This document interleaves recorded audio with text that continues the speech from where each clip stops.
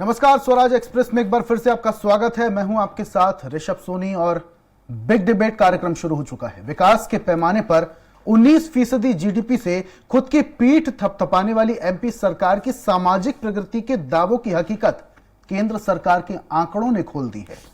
केंद्र सरकार के सोशल प्रोग्रेसिव इंडेक्स के आंकड़े बता रहे हैं कि बुनियादी सुविधाएं, आगे बढ़ने के मौके, भलाई के आधार पर शिक्षा, स्वास्थ्य, व्यक्तिगत स्वतंत्रता, पेयजल और लैंगिक समानता जैसे मुद्दों पर राज्य सरकार देश के ज्यादातर राज्यों से पीछे है।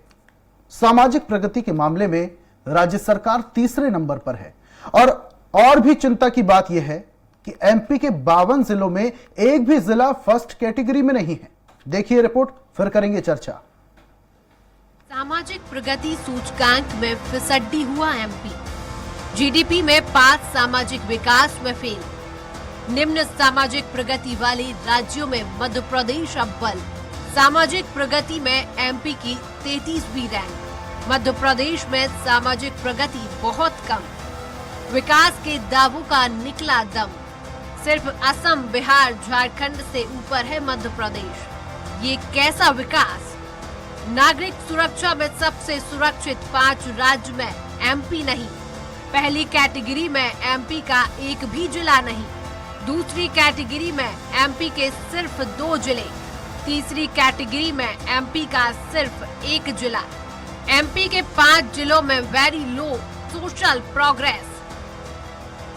आपको जानकर हैरत होगी कि बुनियादी सुविधाएं जुटाने के लिए भारी भरकम बजट, आगे बढ़ने के अवसर बढ़ाने के लिए बड़ी बड़ी रोजगार और स्वरोजगार योजनाएं, शिक्षा के क्षेत्र में सीएम राइज स्कूल जैसे नए नए नवाचार, स्वास्थ्य के क्षेत्र में सर्वाधिक बजट वाली बड़ी बड़ी स्कीम्स, व्यक्तिगत स्वतंत्रता के लिए चुस्त दुरुस्त कानून व्यवस्था, हर घर पेयजल उपलब्ध कराने दावे और महिलाओं की सुरक्षा के लिए महिला थाने, हेल्प डेस्क जैसे कदमों के बावजूद मध्य प्रदेश देश के कुल 36 राज्यों में 33वीं रैंक पर है।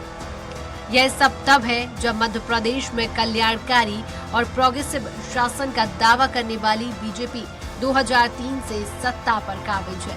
ये रैंक किसी निजी एजेंसी ने नहीं दी, बल्कि प्रधानमंत्री नरेंद्र मोदी की आर्थिक सलाहकार परिषद की रैंकिंग है, जिसने देश के 707 जिलों को 6 कैटेगरी में बांटा है।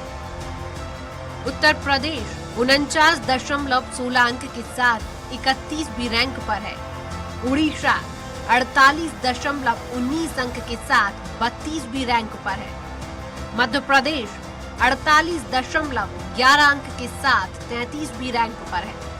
मध्य प्रदेश सिर्फ असम, बिहार और झारखंड से आगे है।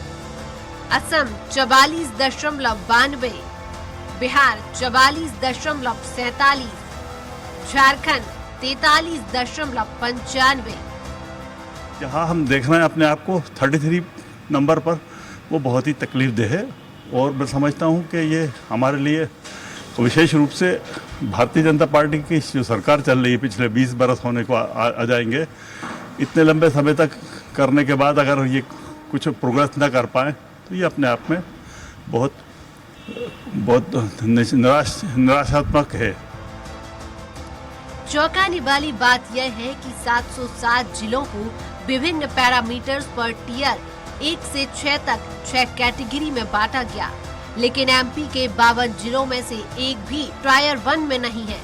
सूबे के सबसे ज्यादा 26 जिले 5वीं कैटेगरी में आते हैं। जाहिर है, सामाजिक प्रगति के मामले में मध्य प्रदेश ने बेहद चिंताजनक प्रदर्शन किया है। इसके बावजूद मुख्यमंत्री शिवराज सिंह चौहान प्रदेश में जन कल्याणकारी योजनाओं को गिनाते हुए विकास के नए कीर्तिमान करने का दावा कर रहे हैं। जनता की जिंदगी योजनाओं के माध्यम से बदलते तो वो भी विकास है। गरीब को घर मिलता है तो विकास है, राशन अगर मिलता है तो विकास है, दिव्यांगों की पेंशन स्वीकृत होती है तो वो भी विकास है। कोई वंचित हितग्राही है, लाडली लक्ष्मी योजना हो, उज्ज्वला रसोई गैस कनेक्शन हो। हालांकि मुख्यमंत्री के इन दावों के बीच जब उनसे सामाजिक प्रगति वाले राज्यों में मध्य प्रदेश की देश में 33वीं रैंक के बारे में सवाल किया जाता है तो वह बाद में बात करने की बात कहकर आगे बढ़ जाती है।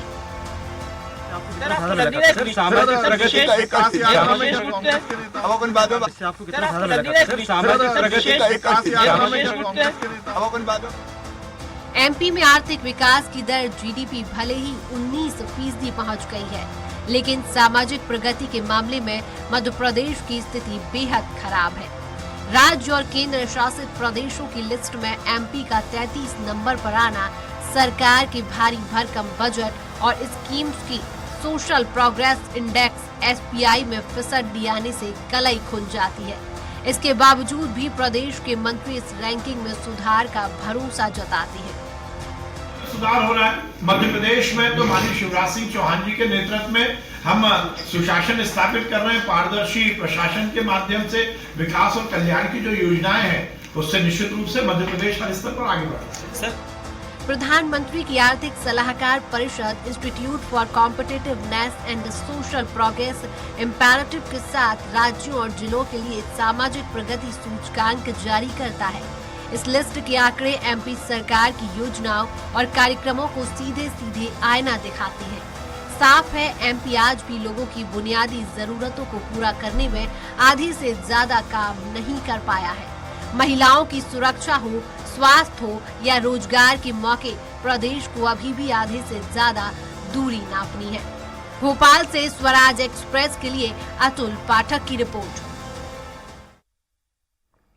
तो मध्य प्रदेश में जब से सामाजिक प्रगति सूचकांक जारी हुआ है तब से तमाम नेता और राजनेताओं के कान खड़े हो गए हैं। इस पर हम चर्चा करेंगे और चर्चा के लिए मौजूद है बीजेपी से पूर्व विधायक सुकीर्ति जैन हमारे साथ जुड़े हुए हैं, कांग्रेस के वरिष्ठ नेता भूपेंद्र गुप्ता हमारे साथ जुड़े हुए हैं और साथ में स्टूडियो में हमारे साथ वरिष्ठ पत्रकार मौजूद हैं योगी राज योगेश जी। सबसे पहले जाऊंगा योगी राज जी की ओर। योगेश जी, जिस तरीके से अब ये सूचकांक जारी हुआ और दूसरी चीज प्रधानमंत्री मोदी की आर्थिक सलाहकार परिषद की रिपोर्ट भी जब आती है राज्य सरकार की तरफ, तब सबके कान खड़े हो जाते हैं, क्योंकि जो दावे और वादे किए जा रहे हैं मध्य प्रदेश में कि हर ओर हर विभाग में तरक्की की जा रही, लोगों की भलाई के लिए काम किया जा रहा है, चाहे वो महिला सुरक्षा की बात करें, चाहे पुलिस की बात करें हम, चाहे जनता के विकास की हम बात करें, हर तरफ काम किया जा रहा है। लेकिन जब सूचकांक आता है, जब अनुपात डिवाइड होता है, तो हकीकत कुछ और निकलती है। नहीं, बिल्कुल ठीक बात कह रहे हैं आप। और चूंकि लंबे समय से मध्य प्रदेश में भाजपा की सरकार है, तो इस सरकार से उम्मीद भी लोगों के हैं और अपेक्षा भी की जाती है कि कम से कम जो सूचकांक खुद आपकी सरकार ने तय किए, जो सेंट्रल की सरकार ने, सेंट्रल गवर्नमेंट ने जो तय किए, उन सूचकांक पर स्टेट गवर्नमेंट्स को खरा उतरना चाहिए। और ये सही बात है। अब आप ये देखिए, मध्य प्रदेश का इंदौर जो शहर है वो तो स्वच्छता के मामले में अव्वल है, देश में नंबर 1। और ये जो एक बार नहीं कई बार अव्वल आ चुका है। जी जी। और ये जो रिपोर्ट आई है उसमें स्वच्छता भी एक पैमाना है। मतलब जिन कसौटियों पर ये चीज कसी गई है, उसमें स्वच्छता है, उसमें स्वास्थ्य है, उसमें शिक्षा है, उसमें पोषण है। तो जिस फील्ड में हम मास्टर कहलाते हैं देश में, यदि उसमें भी गिरावट आए तो थोड़ी सी चिंता की बात है। कहीं ना कहीं देखने वाली बात है कि आखिर दिक्कत कहाँ आ रही है कि हम एक बार में तो इतना आगे पहुंच जाते हैं और मालूम पड़ा कि सूचकांक में हम पीछे चले जाते हैं। ठीक वैसे ही मध्य प्रदेश कृषि कर्मण 6-7 बार कृषि कर्मण अवार्ड हासिल किया। कहने का मतलब है कि खाद्यान्न के मामले में आप ओवर प्रोडक्टिव स्टेट है, जरूरत से ज्यादा प्रोडक्शन हो रहा है। इसके बावजूद यदि या कुपोषण के केसेस मिल रहे हैं, कुपोषण की स्थिति मध्य प्रदेश में निर्मित हो रही है, तो डेफिनेटली ये सरकार के लिए चिंता की बात है। और ये देखना सरकार का काम है कि आखिर चूक कहाँ हो रही है। इतने प्रयासों के बावजूद यदि आप अंतिम लक्ष्य हासिल नहीं कर पा रहे हैं, अंतिम नागरिक तक आपकी सुविधाएं नहीं पहुंच पा रही हैं, तो डेफिनेटली कहीं ना कहीं से ये मध्य प्रदेश सरकार की कहीं ना कहीं फिर सवाल खड़ा होता है कि आखिरकार जब इतने दावे और वादे किए जा रहे हैं राज्य सरकार द्वारा, तो वो दावे और वादों की हकीकत कुछ और है। ठीक है योगेश जी, आपके पास आऊंगा। हमारे साथ पूर्व विधायक जी भी हैं। जैन साहब, ये जो सूचकांक आया है और उसके अलावा प्रधानमंत्री मोदी की आर्थिक सलाहकार परिषद की रिपोर्ट जब आई है, तो उसमें राज्य इतना पीछे क्यों है? सिर्फ और सिर्फ मध्य प्रदेश 3 राज्यों से आगे है, बाकी हर राज्यों से पीछे है, लेकिन दावे और वादे तो कुछ और।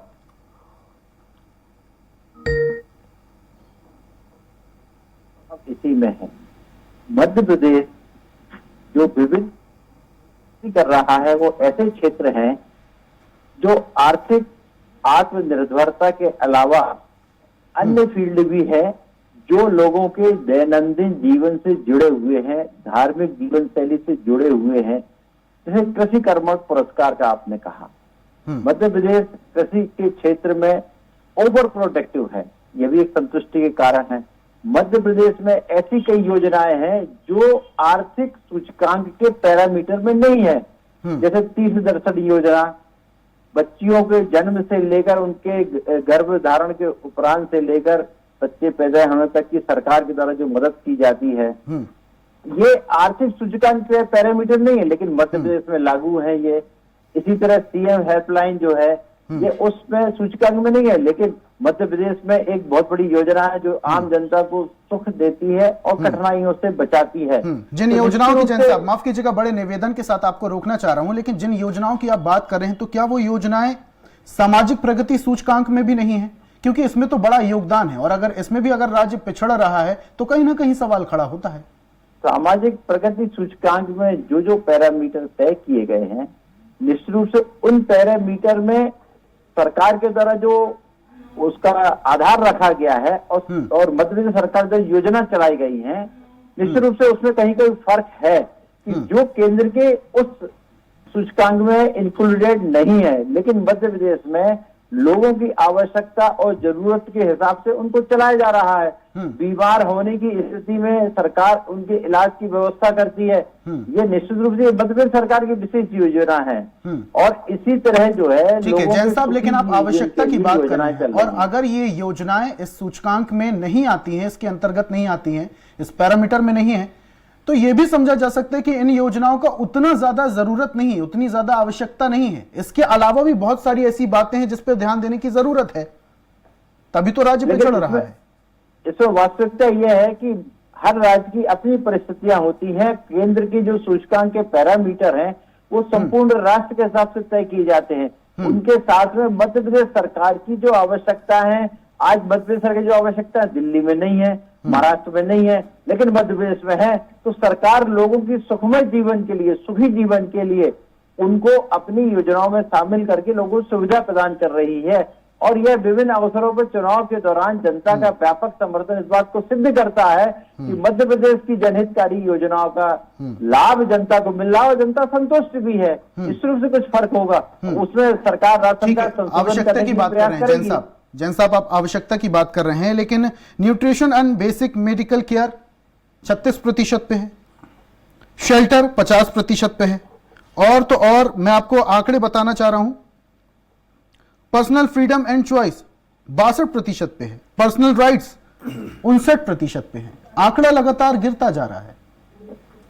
निश्चित रूप से ये जो सूचकांक के आधार पर जो रिपोर्ट जारी होती है, राज्य सरकार को सोचने के लिए मजबूर भी करती है कि जिन क्षेत्रों में हम पिछड़ रहे हैं या ध्यान नहीं दे पा रहे हैं, निश्चित रूप से उसमें हम सुधार करने की कोशिश भी करेंगे, प्रयास भी करेंगे, और सरकार इन सब के सुधार के लिए जागरूक भी है और आगे जो है इसमें हम निश्चित रूप से बेहतर अपना प्रदर्शन कर सकेंगे। आगे निश्चित रूप से आप बेहतर इसमें काम किया जाएगा राज्य सरकार द्वारा। लेकिन जैन साहब, ये भी तो सवाल उठता है कि 2023 में विधानसभा चुनाव है, ये कंफर्म तो नहीं है कि बीजेपी की सरकार आ रही है। देखिए, सरकार तो अपने कर्तव्य का निर्वहन करती है और जनता की संतुष्टि जो है वोटों के माध्यम से सरकार के पक्ष में विभिन्न चुनावों में प्रदर्शित होती है, जो अभी तक होती आ रही है। आगे भी सरकार की प्रति जनता का विश्वास व्यक्त होगा, ऐसा मेरा मानना है। ठीक है, योगेश जी की ओर बढ़ूंगा। योगेश जी, जैसा कि जैन साहब कह रहे हैं कि जो पैरामीटर्स बनाए गए हैं वो हो सकता है जो सामाजिक प्रगति सूचकांक है उसमें उस पैरामीटर्स में फिट ना बैठता हो या जरूरत ना हो, लेकिन क्या आपको लगता है कि जो पैरामीटर्स के आधार पर ये रैंकिंग तय की गई है वो पैरामीटर्स जरूरी हैं, उस पर काम करना राज्य सरकार का दायित्व है वादे और दावे के अनुसार? नहीं, देखिए, एक तो ये जो पैरामीटर्स जो तय करते हैं वो आर्थिक विशेषज्ञ लोग तय करते हैं, ये पॉलिटिकल इन्फ्लुएंस इसमें ज़्यादा नहीं रहता। और जिन लोगों को एक्सपर्टाइजेशन इसमें हासिल है वो लोग इन सूचकांकों को तय करते हैं। और ये कुछ कॉमन ऐसे सूचकांक हैं जिसके आधार पर ये मापा जा सकता है कि आपकी सोशल प्रोग्रेस कैसी है, जिसमें जो मैं 6-7 आपको इंडेक्स बताए कि जो आवश्यक जो चीज़ें हैं, आपका स्वास्थ्य है, शिक्षा है, रोजगार है, आपका पोषण है, ये वो चीजें जो बेसिक नीड्स होती हैं।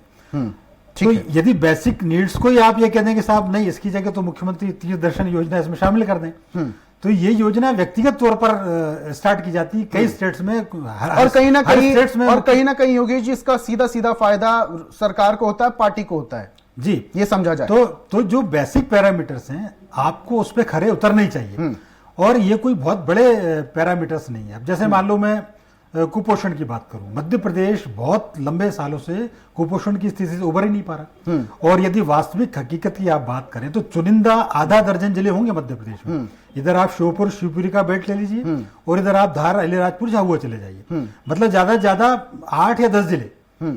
तो क्या कारण है कि आप 8 और 10 जिलों को सुपोषित नहीं कर पा रहे हैं आप? कहीं ना कहीं आपकी डिलीवरी सिस्टम में कहीं ना कहीं खामी है। कुपोषण की ऐसी स्थिति है मध्य प्रदेश में, और दूसरी तरफ जब प्रधानमंत्री के आर्थिक सलाहकार परिषद की रिपोर्ट आती है तो जैन साहब का यह कहना है कि हो सकता है कि ये पैरामीटर्स उस रिपोर्ट में फिट ना बैठते हो। वापस से आऊंगा योगेश जी आपके साथ। हमारे साथ कांग्रेस के वरिष्ठ नेता भूपेंद्र गुप्ता जी जुड़ चुके हैं, उनसे बातचीत कर लेते हैं। भूपेंद्र जी, मध्य प्रदेश MP अजब है, गजब है, सजग है, ये मेरे बोल नहीं है, ये आपको भी पता है, ये प्रधानमंत्री के बोल हैं। लेकिन जब रिपोर्ट आती है प्रधानमंत्री के आर्थिक सलाहकार परिषद की, तो जो मध्य प्रदेश है जिसको अजब गजब बताया जा रहा है, सजग बताया जा रहा है, उसकी रैंकिंग डायरेक्ट नीचे 33वें नंबर पर, सिर्फ और सिर्फ 3 राज्यों से आगे, बाकी से पिछड़ा हुआ। और दावे और वादे ऐसे कि महिलाओं के लिए काम किया जा रहा है, अपराध के लिए काम किया जा रहा है, तमाम जनता के लिए काम किया जा रहा है। ये सारे खोखली बातें। खोखली है, ये तो विज्ञापन से चल रही है ये सरकार, और जनता को झांसा देने के लिए जो है अखबारों में जो हेडलाइन छपवाई जाती है उससे ये सरकार चल रही है। इस सरकार के जो डिलीवरी सिस्टम है वो क्या है? जब हमारी सरकार जो है गई थी 2003 में और इनने पहली बार सरकार संभाली, 23,000 करोड़ का जो है कर्जा था मध्य प्रदेश के ऊपर। आज जो है 35 से 40,000 करोड़ रुपया ये ब्याज चुका रहे हैं। कर्जा लो और घी पियो का काम चल रहा है। अपराध कोई राज्य ऐसा है दुनिया में जो अगर मान लीजिए बलात्कार के मामले में निरंतर हर साल नंबर 1 पे है, हर साल बच्चों पर अपराध में नंबर 1 पर है, हर साल आदिवासियों पर अपराध में नंबर 1 पर है, हर साल कुपोषण में जो है उसकी वही हालत है जो आज से जो है 15-18 साल पहले थी। आपने किया क्या 18 साल में? जनता को धोखा देने के अलावा, लूटने के अलावा, भाजपा के कार्यकर्ताओं और नेताओं को अरबपति बनाने के अलावा क्या काम किया इस सरकार ने? सरकार को बताना चाहिए। और जो जब बताने की स्थिति में नहीं है, इसीलिए निकासी यात्रा निकाली जा रही है। जनता देख रही है कि इनकी निकासी हो चुकी है, अब दूल्हे राजा को घर जाना है। तो ये जो है ये स्थिति बनती जा रही है। आप ऐसा कोई पैरामीटर नहीं, मध्य प्रदेश एकमात्र राज्य है जिसको डबल इंजन में से दूसरा इंजन रोज दुत्कारता है, और कह रहे हैं डबल इंजन की सरकार है। तो ऐसा कौन सा डबल इंजन है जो एक इंजन दूसरे को दुत्कार रहा है? मोदी जी नहीं बताया ना कि ये जो है उन्हीं की सरकार ने बताया कि मध्य प्रदेश की सरकार ने आदिवासियों को पोल्ट्री ग्रेड का चावल सप्लाई किया है सालों। ठीक है गुप्ता साहब, वापस से आऊंगा आपके पास वापस से आऊंगा। जैन साहब, पूरी बात आपने सुनी भूपेंद्र जी की, कर्ज की बात कर रहे हैं। जहां तक मुझे पता है कि पूर्व मुख्यमंत्री दिग्विजय सिंह की सरकार थी, तब राज्य में सिर्फ 36,000 करोड़ का कर्ज था। आज कितना कर्ज है वो आपको भी पता है, 3 लाख करोड़ कर्ज पहुंच चुका है। जब ये सवाल किया जाता है तो राज्य सरकार के कुछ नेता कहते हैं, बीजेपी के नेता कहते हैं कि चाहे सरकार बीजेपी की हो चाहे सरकार कांग्रेस की हो, एक तय लिमिट तक राज्य सरकारें कर्ज ले सकती हैं। कर्ज जब लिया जा रहा है तो ये तमाम दावे और वादे खोखले क्यों साबित हो रहे हैं? रैंक क्यों नीचे जा रही है? वास्तव में जैसे 23,000 करोड़ का भी भूपेंद्र जी ने कहा कि अभी 35,000 करोड़ इंटरेस्ट पे कर रहे हैं। एक बड़े छोटे से उदाहरण रूप में इसमें लें कि सरकार की जब आय बढ़ती है, व्यापार बड़ा होता है, कैश का वॉल्यूम बड़ा होता है, आवक जावक ज्यादा होती है, तो उसके लिए फंड की आवश्यकता होती है, और फंड विकास कार्यों में लगता है, और विकास कार्यों से ही कैश का जनरेशन होता है। क्योंकि सरकार आज इस स्थिति में सक्षम है कि 35,000 करोड़ का यदि इंटरेस्ट दे पा रही है, तो सरकार की इतनी आय है, जो कर्ज लिया है तो मध्य प्रदेश के विकास कार्यों में लगाया, औद्योगिक उन्नति में लगाया, बात तो समझ में आती है कि कर्ज लगाया है तो विकास कार्य में लगाया बढ़ी है, तभी ना दे पा रहे हैं। अगर कर्ज लिया है तो विकास कार्यों में लगाया जाएगा, ये बात समझ में आती है। लेकिन रैंक में लगातार नीचे राज्य जा रहा है, ये बात समझ में नहीं आती है, क्योंकि अगर विकास हो रहा है तो रैंक बढ़ना चाहिए ना, सिर्फ और सिर्फ 3 राज्यों से आगे। मैं आपकी बात से सहमत हूं कि 2 बातें हैं, एक तो देश में विकास की स्थिति और दूसरी सामाजिक स्थिति की स्थिति। सामाजिक स्थिति की स्थिति में कमियां हो सकती हैं और केंद्र सरकार अपनी ड्यूटी के हिसाब से सरकार को सचेत करती है और सरकार उसको सुधार करने की कोशिश भी करेगी। लेकिन जहां तक सरकार की आय बढ़ी है और जो लोन और जो लिया गया है उससे सरकार की उन्नति हुई है और उसी उन्नति के कारण ही तो इतना खर्च करने की स्थिति में आई है। ये विकास अपनी जगह है और जो कमियां उनको सुधार करने की सरकार अपने प्रयास करेगी। विकास अपनी जगह और जो कमियां होंगी उसको सुधारा जाएगा। ठीक है गुप्ता साहब, पूरी बात आपने सुनी जैन साहब की। अगर कर्ज लिया भी है तो उसको विकास कार्य में लगाया जा रहा है ना, और अगर विकास नहीं हो रहा तो विपक्ष क्या कर रहा है? आवाज तो विपक्ष को बुलंद करनी होगी। अगर जो है विकास किया जा रहा होता तो ये पैरामीटर ऐसे आते हैं, ये जो है सारे पैरामीटर्स क्या। और अब मेरी हंसी आ रही मुझे, हमारे भारतीय जनता पार्टी के मित्र कह रहे हैं कि हम विकास तो कर रहे हैं मगर सोशल पैरामीटर पे हो सकता है हम कमजोर हों। तो जो समाज में विकास उन्नति दिखती है ना, ये झूठी और मक्कार सरकार है। 19.99% की विकास दर इन्होंने बताई है अपनी। पूरे विश्व में वर्ल्ड का कोई राज्य ऐसा नहीं है, कोई देश ऐसा नहीं है जहां पर आज जो है कोरोना के बाद 19.99% की डेवलपमेंट ग्रोथ रेट आया हो। ये जो आंकड़े हैं, और फिर तुम्हें कर्जा लेने की जरूरत क्यों पड़ रही है? अगर तुम्हारे पास 20% की ग्रोथ कोरोना कोविड काल में अगर इस सरकार के पास है तो कर्जा किस बात के लिए ले रहे हो? ऐश करने के लिए? तो गुप्ता साहब, खरीदने के लिए? गुप्ता साहब फिर ये जो जश्न मनाने के लिए? गुप्ता साहब फिर ये जीएसटी रिपोर्ट है, या तो ये झूठी है या तो ये गलत है, या फिर प्रधानमंत्री आर्थिक सलाहकार परिषद की जो रिपोर्ट आई है वो गलत है। ये इन्हें बताना चाहिए कि प्रधानमंत्री की आर्थिक सलाहकार की जो रिपोर्ट है क्या वो गलत है? और अगर गलत नहीं है तो फिर जो है ये मुख्यमंत्री जी जो गोलियां छोड़ती रहती है आपकी सरकार, वो जो गोलियां झूठी हैं फिर वो। गुप्ता साहब, मैं एक बात कहना चाहूंगा कि 2 फेस हैं, एक आर्थिक पक्ष है और दूसरा सोशल पक्ष है। सोशल पक्ष जो होता है, क्या सामाजिक पक्ष जुड़ा नहीं रहता है? हाँ नहीं, वही मैं बता रहा हूँ, आर्थिक पक्ष से जुड़ा नहीं रहता है। आपको मैं यही बात कह रहा हूँ कि जो सोशल पक्ष है, सोशल पक्ष में व्यवस्था, मैनेजमेंट, प्रशासन और शासन, इन सबकी संयुक्त भूमिका रहती है। और जो आर्थिक पक्ष होता है उसमें शासन, प्रशासन और उद्योगपति की भूमिका होती है, जिससे कि आर्थिक उन्नति होती है। उसमें निश्चित रूप से सरकार ने सफलता हासिल की है। और जो मैं इस बात को आपसे निवेदन कर रहा हूँ कि जो सोशल पक्ष है और सोशल पक्ष में जहां कमी है उसको सरकार सुधार करेगी। अरे भाई, आपने बर्बाद कर दिया ये प्रदेश को। आप जो है सुन ली, पूरी बात सुन लीजिए मेरी। 5 करोड़ लोग, आपकी सरकार, आपका मुख्यमंत्री रोज कह रहा है 5 करोड़ लोग 5 किलो राशन पर निर्भर हैं। ये आपकी आर्थिक गतिविधि है, ये आपका आर्थिक विकास है। आपको जो है सरकार की जिम्मेदारी है, पूरी बात सुन लीजिए, सरकार की जिम्मेदारी है, पूरी बात सुनिए। जिम्मेवारी कब तक? 18 साल हो गए जिम्मेवारी गई तेल लेने। 18 साल में आप जिम्मेवारी की बात कर रहे हैं कि हम जिम्मेवारी निभाएंगे कब निभाएंगे? सरकार की आर्थिक स्थिति इतनी अच्छी है, क्या कर रहे हैं? सरकार की आर्थिक स्थिति इतनी अच्छी है कि लोगों को कोई भी व्यक्ति भूखा न सो, कोई भूखे पेट न सो, और उनको धन मुहैया करा रही है कि एक साल में 40,000 करोड़ का कर्जा लेना पड़ रहा है। कितनी बढ़िया आर्थिक स्थिति है। गरीब के पास में जमीन नहीं होती, जिनके पास जमीन नहीं होती है उनको हम भोजन दे रहे हैं। ये सरकार की जिम्मेदारी है जो सरकार उसको पूरा कर रही है। और ये जिम्मेवारी आप जो है 100 साल में निभाएंगे। 12 साल हो गए आपको इस जिम्मेवारी करते हुए। आर्थिक स्थिति अच्छी है तभी तो हम निभा पा रहे हैं, अच्छी नहीं होती तो नहीं निभा पाते। आप 100 साल में इस जिम्मेवारी को निभाएंगे क्या? 18 साल हो चुके हैं श्रीमान जी। भाई साहब ठीक है, जैन साहब तो समझिए, जैन साहब, गुप्ता साहब, सरकार जनता का पूरा ध्यान रखकर किसी को भूखे पेट सोने नहीं दे रही है। ये सरकार की बहुत बड़ा सामाजिक उत्तरदायित्व है। ठीक है जैन साहब शांत हो जाइए। गुप्ता जी शांत हो जाइए। वरिष्ठ पत्रकार भी हमारे साथ जुड़े हैं, जरा उनसे भी बातचीत कर लें क्योंकि चर्चा अब अपने अंतिम दौर पर है। योगेश जी, आपने दोनों मेहमानों की बातें सुनी, क्या लगता है आपको कि ये जो सूचकांक जारी हुए हैं इसमें जो पैरामीटर्स तय किए गए वो जरूरी नहीं है या वो गलत हैं, या फिर राज्य सरकार की तरफ से जो दावे किए जा रहे हैं वो गलत है? क्योंकि अगर राज्य रैंक में नीचे जाता जा रहा है तो जो विकास के दावे और वादे किए जा रहे हैं वो खोखले हैं। नहीं, देखिए, पैरामीटर्स तो गलत हो ही नहीं सकते, वो तो विशेषज्ञों की समिति उन पैरामीटर्स को तय करती है और उन पैरामीटर्स पे सरकारों को खरे उतरना है।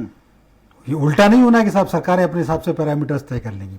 होता यही है, जैसे मैं आपको बताऊं, एक इसको क्रिकेट की भाषा में आप समझें, अभी इंडिया टीम ने 450 रन बनाए। अब 450 रन में 200 रन एक अकेले खिलाड़ी ने मार दिए। कहने को टीम इंडिया बहुत अच्छा प्रदर्शन कर रही है, मैच जीत गई टीम इंडिया, लेकिन जब तक 11 इंडिविजुअल स्कोर नहीं करेंगे तब तक वो प्रगति, तब तक वो जीत मायने नहीं रखती। आप अव्वल जरूर हो सकते हैं, अभी भी यही हो रहा है।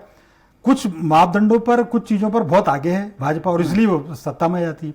लेकिन जो उनका अंत्योदय का जो लक्ष्य जो बताते हैं कि हमारा दीनदयाल उपाध्याय जी का जो है कि अंतिम व्यक्ति तक सरकार की सेवाओं का लाभ पहुंचे, तो जब तक अंतिम व्यक्ति तक आपका लाभ नहीं पहुंचेगा तो आप कैसे इन सूचकांकों को हासिल कर पाएंगे? यदि पोषण आहार के लिए पैसा भोपाल से जा रहा है शिवपुरी, श्योपुर या अलीराजपुर, धार, झाबुआ, तो उन बच्चों को मिल क्यों नहीं रहा? और लगातार ये कुपोषण के मामले सामने आते क्यों जा रहे हैं? और दूसरी सबसे महत्वपूर्ण बात है कि जिन क्षेत्रों में तो हमने झंडा गाड़ दिया स्वच्छता के मामले में, तो कम से कम एक जिला भी यदि इसमें अव्वल आ जाता, मध्य प्रदेश के 52 जिलों में से एक भी आता तो खुशी होती मध्य प्रदेश के लिए। तो हो सकता है सरकार उस दिशा में कुल मिला के योगेश जी ये समझा जाए आपकी बात से कि जो शिवराज कैबिनेट में जितने भी खिलाड़ी हैं उन सभी खिलाड़ियों को, या कहें उन सभी मंत्रियों को, जितने भी कार्यकर्ता हैं, उन सभी को साथ मिलकर एक साथ अच्छा काम करना होगा। कुछ ये जो ग्राफ ऊपर नीचे जिगजैग में जो ग्राफ बन रहा है ऐसा ना बने, सभी अगर मिलकर काम करेंगे तो शायद रैंकिंग जो नीचे जा रही है, जो पिछड़ती जा रही है, उसमें कहीं ना कहीं राज्य सरकार अब ऊपर भी जाएगी और राज्य भी उन्नति करेगा, विकास करेगा। बहुत बहुत शुक्रिया तीनों मेहमानों का चर्चा में शामिल होने के लिए। बीजेपी से पूर्व विधायक हमारे साथ जुड़े हुए थे जैन साहब, बहुत बहुत शुक्रिया। भूपेंद्र गुप्ता जी कांग्रेस से हमारे साथ जुड़े हुए थे और वरिष्ठ पत्रकार योगी राज योगेश जी जुड़े हुए थे। तीनों मेहमानों का इस चर्चा में शामिल होने के लिए और अपने तर्क रखने के लिए बहुत बहुत शुक्रिया। और आज हम बात कर रहे थे जिस तरीके से सूचकांक जारी हुआ है उससे कहीं ना कहीं राज्य सरकार में चर्चा का विषय तो बन ही गया है, लेकिन अब कटाक्ष करने का भी विपक्ष कोई मौका नहीं छोड़ने वाला है। देखने वाली बात यह कि रिपोर्ट आने के बाद राज्य सरकार इसको किस तरीके से हैंडल करती है और इसमें क्या कुछ एक्शन लेती है।